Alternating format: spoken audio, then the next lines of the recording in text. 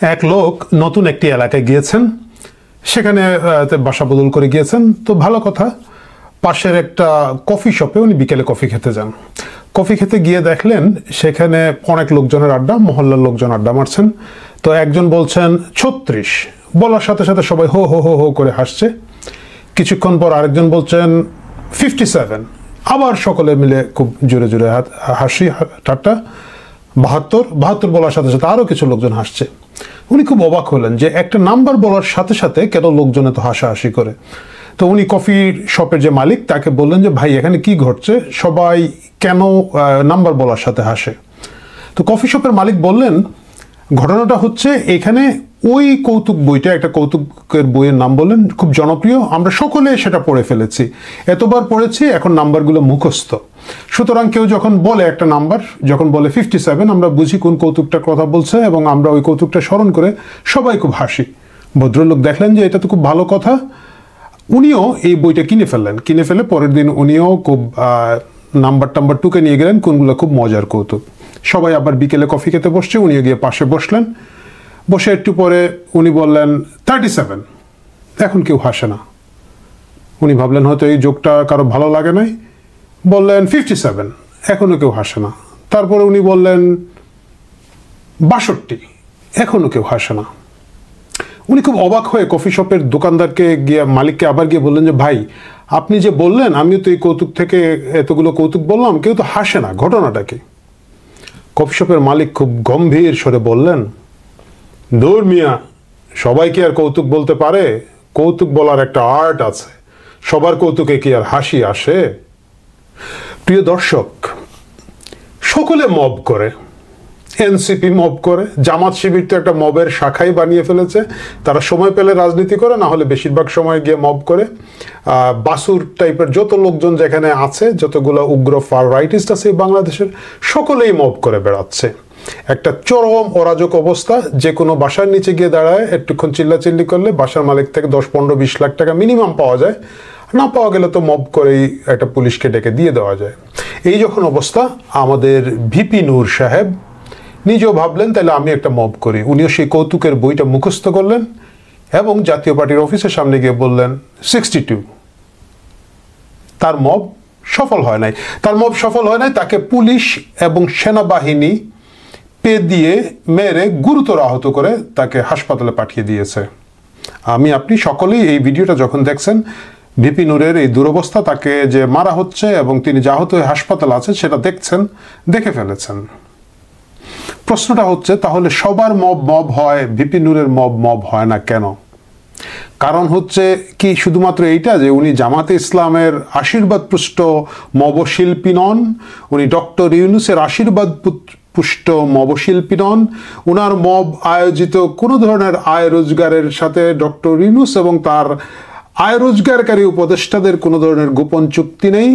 শুধু কি এই কারণে ভিপি নূরের উপরে এই তাণ্ডব? আমরা ভিপি নূরের উপরে এই হামলার, পুলিশ এবং সেনাবাহিনীর এই নির্মম হামলার নিন্দা জানাই। কিন্তু সবার আগে প্রশ্ন হচ্ছে, এই মবটা কেন? জাতীয় পার্টির অফিসের নিচে গিয়ে তো 10, 15, 20 লাখ টাকা পাওয়া যাবে না। এখানে তো কোথায় গিয়ে পাওয়া যায় না জানলে হান্নান মাসুদকে জিজ্ঞেস করবেন, সার্জিস আলমকে জিজ্ঞেস করবেন, আমাদের ওই যে 300 কোটি সজীব ভুইয়া একজন আছে, কি আসিফ মাহমুদ 300 কোটি ভুইয়া, ওনাকে জিজ্ঞেস করবেন, তারা জানে কোথায় গিয়ে মব করে টাকা পাওয়া যায়। ভিপি নূর বোকার মতো ওইখানে গেল কেন? তাহলে জাতীয় পার্টির অফিসের নিচে গেলে তো আর কেউ তাকে টাকা দিবে না। এখানেই হচ্ছে রহস্য শুরু। এটা নিয়ে আজকে হচ্ছে আলোচনা। আপনারা অনেকে ভিপি নূরের উপরে হামলার দৃশ্যটা দেখেছেন, আপনারা কেউ দেখেন নাই কিভাবে দীর্ঘক্ষণ ধরে পুলিশ এবং সেনাবাহিনীকে উস্কানো দেওয়া হচ্ছিল। পুলিশ এবং সেনাবাহিনী কিন্তু অনেক দূরে ছিল এবং তারপরে ভিপি নূরের লোকজন, ভিপি নূর একটা জায়গায় দাঁড়িয়েছিলেন এবং ভিপি নূরের লোকজন গিয়ে বারবার উস্কাচ্ছিল। তার একটা ভিডিও আসুন আলোচনা আগানোর আগে দেখে ফেলি। নূরা কিন্তু অবস্থান করছেন, ভিপি নূর এই সকল নেতাকর্মীদের পিছু হটার জন্য বলতেছেন। ভিপি নূর তাদের নেতাকর্মীদের পিছু হটার জন্য বললেও এই নেতাকর্মীরা আবারও কিন্তু আইন শৃঙ্খলা বাহিনীকে লক্ষ্য করে ইট পাটকেল ছোড়া শুরু করেছে।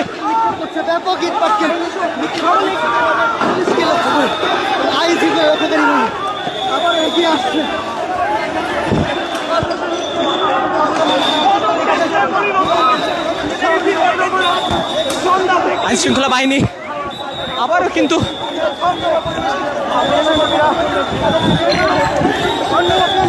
গণ অধিকার পরিষদের নেতাকর্মীরা তাদের কার্যালয়ে কিন্তু অবস্থান করছেন এবং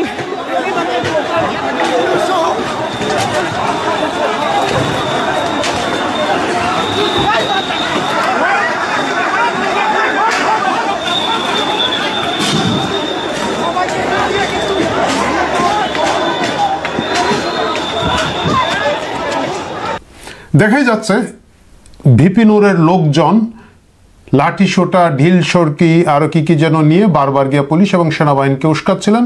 তারা আশা করছিলেন এখানে একটা মারামারি হবে এবং তারা মার খাবেন, যদিও আমি নিশ্চিত যে এতটুকু মার যে ভিপি নুরের উপরে চলে আসবে সেটা তাদের পরিকল্পনা ছিল না। তাদের পরিকল্পনা ছিল এজ ইউজুয়াল পলিটিশিয়ান লিডাররা যেভাবে ভেবে থাকেন যে কর্মীরা একটু মার খাবে এবং সেই মারকে তারা ক্যাশ করবেন। কি ক্যাশ করবেন? ষড়যন্ত্র এখানেই। ষড়যন্ত্র হচ্ছে জাতীয় পার্টির অফিসটি দখল করার জন্য ভিপি নুরের দলের গণ অধিকার পরিষদের দীর্ঘদিন ধরে একটা লোভ আছে। পরিকল্পনাটা এভাবেই করা হয়েছে। আপনারা জানেন ঢাকা শহরে বড় বড় পলিটিক্যাল পার্টি যারা আছে তাদের নিজস্ব কার্যালয় আছে। তাদের এই জায়গাগুলো কোটি কোটি টাকার দামের জায়গা। এখন কোনো এক সময় তারা যখন পার্টি করেন, পুরনো পার্টি, তারা এই জায়গাগুলো কিনেছেন। আওয়ামী লীগের একটা বড় কার্যালয় আছে আমরা জানি, তারপরে বিএনপির আছে নয়াপল্টনে একটা বড় কার্যালয়, জামাত ইসলামের নিজস্ব ভবন আছে, তাদের কার্যালয় আছে, এমনকি সিপিবি যেটা এখন তুলনামূলকভাবে অনেক ছোট দল, তারাও যেহেতু একটা সময় অনেক বড় দল ছিলেন, তাদেরও কিন্তু একটা বড় অফিস আছে মুক্তি ভবন নামে। এই অফিসগুলো স্থায়ী সম্পদ এবং দীর্ঘদিন ধরে এই জায়গাগুলোতে আছে। এখন নতুন যারা পার্টি করছেন তাদের পক্ষে আসলে একটা জায়গা কিনে অফিস বানানো কিংস পার্টি ছাড়া বাকিদের পক্ষে সম্ভব নয়। কিন্তু তারপরেও তাদের লোভ হচ্ছে এক্সিস্টিং পার্টি অফিসগুলো দখল করে কিভাবে সেগুলাকে তারা কাজে লাগাতে পারেন। এর প্রথম টার্গেট হিসেবে আপনাদের মনে আছে সিপিবি কার্যালয় দখল করার জন্য ডাক দেওয়া হয়েছিল। সিপিবি অফিসের নিচে লোক জমায়েত হয়েছিল এবং এটাকে ছাত্র জনতার কার্যালয় বানানো হবে এরকম একটা টার্গেট ছিল। এই মূল টার্গেটটা ছিল এখানে এনসিপির অফিস বানানো হবে, কারণ এনসিপি এখন যেখানে আছেন এখানের মধ্যে তারা 2টা ফ্লোর নিয়ে থাকেন। 2টা ফ্লোরের ভাড়া 10-15 লাখ টাকা তো মিনিমাম হবে, যে কমার্শিয়াল প্লটে কমার্শিয়াল বিল্ডিংয়ে তারা থাকেন। এই 10-15 লাখ টাকা তারা এখনো যোগান দিয়ে যাচ্ছেন প্রতি মাসে, কিন্তু যখনই নির্বাচন শেষ হবে একটা সময় তাদের বেলুন যখন ফুস হয়ে যাবে তখন তো নিশ্চয়ই হান্নান মাসুদ তার এত কষ্টার্জিত পয়সা, বা এই যে আমাদের সজীব মাহমুদ আসিফ 300 কোটি ভুইয়া গভীর রাত পর্যন্ত বেচারা না খেয়ে মোটরসাইকেল চালিয়ে চালিয়ে চাঁদাবাজি মনিটর করে যাচ্ছেন, তার এত কষ্টার্জিত টাকা, এই টাকা দিয়ে তো এনসিপিকে ওনারা দিবেন না। এনসিপির পরিকল্পনাটা হচ্ছে আওয়ামী লীগের কেন্দ্রীয় কার্যালয়টা দখল করা। এটা চমৎকার একটা বিল্ডিং, আগে এত ভালো ছিল না, আমরা ছোটবেলা যখন এদিকে দেখতাম গরিব মার্কা বিল্ডিং। তো আওয়ামী লীগ এখন অনেক বড় লোক হয়েছে ভাই, তারা দীর্ঘদিন ধরে এটাকে খুব সাজিয়ে গুছিয়ে খুব চমৎকার একটা কার্যালয় করেছে। বাইরে থেকে দেখেছি, ভিতরে যাই নাই। তো এইটা দখল করা এবং এইটা সরাসরি দখল করাটা একটু মানে চ্যালেঞ্জিং হয়ে যাচ্ছে এই মুহূর্তে, চোখে লাগে। এই কারণে তারা প্রথমে এখানে একটা কি যেন জুলাই যোদ্ধা গবেষণা কেন্দ্র বা কিছু একটা বসিয়েছে এবং তারা পরিষ্কার পরিচ্ছন্ন করে আপাতত এটাকে এইভাবে রেখেছে। কিন্তু টেস্ট কেস হিসাবে তারা এর আগে সিপিবিকে চেষ্টা করেছিল। মুশকিলটা হচ্ছে সিপিবি পার্টি ছোট হতে পারে কিন্তু তাদের অনেক জানবাজ কর্মী আছে এবং তাদের পুরনো ছাত্র ইউনিয়ন এবং সিপিবির প্রচুর লোক, তাদের সহমর্মীর লোকজন, মিডিয়া এবং কালচারাল সেক্টরে তাদের লোকজন প্রচুর, যার কারণে তাদের উপর হাত দিয়ে সেই হাতটা আসলে তারা ঠিকমতো বসাতে পারেন নাই। এই দিক দিয়ে ভালো হচ্ছে জাতীয় পার্টির কার্যালয়। জাতীয় পার্টির কার্যালয় জেনারেল এরশাদ ক্ষমতায় থাকা অবস্থায় কিনেছিলেন। এই কার্যালয়টার মজা হচ্ছে জাতীয় পার্টির ঢাকা শহরে আসলে খুব বেশি হেলদুল নাই, তাদের মূল শক্তিটাই হচ্ছে উত্তরবঙ্গে। সুতরাং এবং তাদের সেই কালচারাল শক্তি বলেন বা তার মিডিয়া শক্তি বলেন বা অন্যান্য এস্টাবলিশমেন্টের ভিতরে মিডল ক্লাসে তাদের সেই প্রভাবটা নাই। জাতীয় পার্টির কার্যালয় দখল হয়ে গেলে আসলে আমার আপনার কিছু যায় আসে না। জাতীয় পার্টি নিজেই একটা গণবিরোধী অবস্থান, গণবিরোধী শক্তি হিসাবে তাদেরকে আমরা 90 সালে পরাজিত করেছি। এটাকে টার্গেট করা হয়েছে এবং এই টার্গেটটা সফল হলে পরে 32 নম্বর দখলে এনসিপি সফল হবে। এইটার দায়িত্ব দেওয়া হচ্ছে ভিপি নূরকে। আপনাদের মনে আছে ভিপি নূরের একটা কার্যালয় ছিল, সেই কার্যালয় থেকে বাড়িওয়ালা যখন ভিপি নূর বনাম রেজা কিবরিয়া সাহেবের দ্বন্দ্ব লাগে, বাড়িওয়ালা যিনি ফ্রি ওইখানে অফিসটা দিয়েছিলেন তিনি রেজা কিবরিয়ার গ্রুপে চলে যান এবং ভিপি নূরদেরকে সেখান থেকে বের করে দেন। তারপরে তারা বিকাশ পার্টি হিসেবে মানে যে কোনো কি জিনিস হইলেই আপনি দেখবেন যে ডক্টর ইউনূস তার পেজে চাঁদা তোলে। আপনাদের মনে আছে যে বিমান পড়ে নিহত স্কুলের কয়েকটা বাচ্চা, তাদের জন্য ডক্টর ইউনূস চাঁদা তুলেছিল। আর আরেকটা হচ্ছে ভিপি নূর এবং তার দল এরা বিকাশে চাঁদা তুলে। সো তারা ওই কার্যালয় বানানোর জন্য সেই সময় চাঁদা তুলেছিল। সেই চাঁদাগুলোর খবর আমরা জানি না। সেই চাঁদাগুলা আমাদের হাসনাত আবদুল্লাহর ওই ফেনের রিলিফ তোলার মতোই কিছু একটা হয়েছে আর কি, অডিট মডিট হয়ে আছে নিশ্চয়ই। বিপিনুর এত খারাপ লোক না, আমরা জানি না কোথায় আছে, বাট কার্যালয় তো দরকার। এই জন্য এরা জাতীয় পার্টির এই কার্যালয়টাকে দখল করার একটা চেষ্টা করছে। এর আগেও আমরা দেখেছি মিছিল মিটিং করে তারা এখানে গিয়েছে। এনসিপির ল্যান্সার কি বলে না ওরা, ওই যে এনসিপির দোসর যারা বিশ্ববিদ্যালয় তাদের যে এই গুপ্ত সংগঠনের ভাই বেরাদার, তাদেরকে নিয়েও এর আগে একবার তারা সেটা প্রতিহত করতে গিয়ে দখল করতে গিয়েছিল। জাতীয় পার্টি ছোট দল হলো তার কার্যালয় রক্ষা করার মতো চেষ্টা তারা করেছেন এবং ওই সময় একটা সংঘর্ষ ঘটে। এখন আরেকবার দেশে যখন অন্যান্য ইস্যু নিয়ে সবাই খুব ব্যস্ত, সেই সময় তারা আরেকটা অ্যাটেম্প্ট নিয়েছে এবং এই অ্যাটেম্পটাও জাতীয় পার্টির সাথে তাদের এক ধরনের প্রথমে ধাক্কাধাক্কি হয়েছে, কিন্তু তারা চেষ্টা করেছে একটা ভিকটিম রোল প্লে করার। এবং এটা করতে হলে পুলিশ এবং সেনাবাহিনী থেকে মার খেতে হবে। পুলিশ আর সেনাবাহিনী তো মারে না, কারণ হচ্ছে পুলিশ আর সেনাবাহিনী এগুলো তো আমরা জানি যে এখন হচ্ছে যে বাই নিজের চাকরি নিয়ে আল্লাহ আল্লাহ করা, কে যাবে জেনারেল ওয়াকারের সন্তানদের বিরুদ্ধে মারামারি করতে। এই জন্য বারবার উস্কানি দিয়ে এই নাটকটা করা হয়েছে।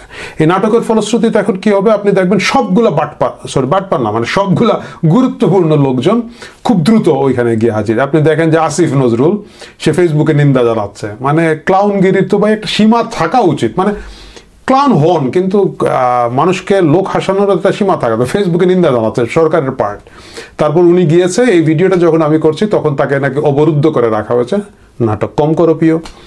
তারপরে ডাস্টবিন শফিক গিয়েছে, তারপরে ধরেন বাইরে থেকে হাসনাত আবদুল্লাহ এবং সার্জিস আলম সহ এরা বাকিরা অনেক ধরনের চিৎকার চেঁচামেচি করছেন। সবাই এক হয়ে গেছে। এক হয়ে এই ভিকটিম রোলটা প্লে করার মূল কারণ হচ্ছে এইটাকে উসিলা করে জাতীয় পার্টিকে এখন ব্যান করার একটা পরিকল্পনা তারা করছে। এইটাকে উসিলা করে জাতীয় পার্টিকে দুর্বল করার একটা চেষ্টা তারা করছে। এইটাকে কেন্দ্র করে তারা জাতীয় পার্টির কিছু শীর্ষ নেতাকে গ্রেফতার করার একটা চেষ্টা করবে। এবং সব যখন সম্পন্ন হবে, জাতীয় পার্টির এই অফিসটাতেও অবভিয়াসলি আপনারা জানেন কোনো কিছু দখল করার চমৎকার সাইনবোর্ড হচ্ছে এখন জুলাই যোদ্ধা। সেই জুলাই যোদ্ধা সাইনবোর্ড মেনে তারা জায়গাগুলো আপাতত দখলে রাখবেন, পরবর্তীতে বিপিনুর এই অফিসটা নিয়ে নেবেন। এই যখন চলছে, সারা বাংলাদেশ চলছে লুটপাট, সারা বাংলাদেশ চলছে মবতন্ত্র। এই নাটকের অংশ হিসাবেই এই আর্মি এবং পুলিশ দিয়ে বিপিনুর এবং তার লোকজন মায়ের খাওয়ার একটা চেষ্টা করা। আমি জানি যে আমার দর্শকরা ভাবতেছেন আসলেও তো, নাহলে সবার মায়ের মব হয়, বিপিনুরেরটা মব হবে না কেন? বিপিনুরের এই মব না হওয়াটাও মব হওয়ারই একটা অংশ, একটা ষড়যন্ত্র। আমরা এটা নজরদারি রাখতে থাকবো এবং এই মব সে যেই করে থাকুক তাকে প্রতিহত করার জন্য, তাকে প্রতিরোধ করার জন্য চিৎকার চেঁচামেচি জারি রাখবো। প্রিয় দর্শক, কণ্ঠ ছাড়ুন, গলা খুলে কথা বলুন, কিছু একটা হবে, আজ না হোক কাল। ভালো থাকুন সকলে।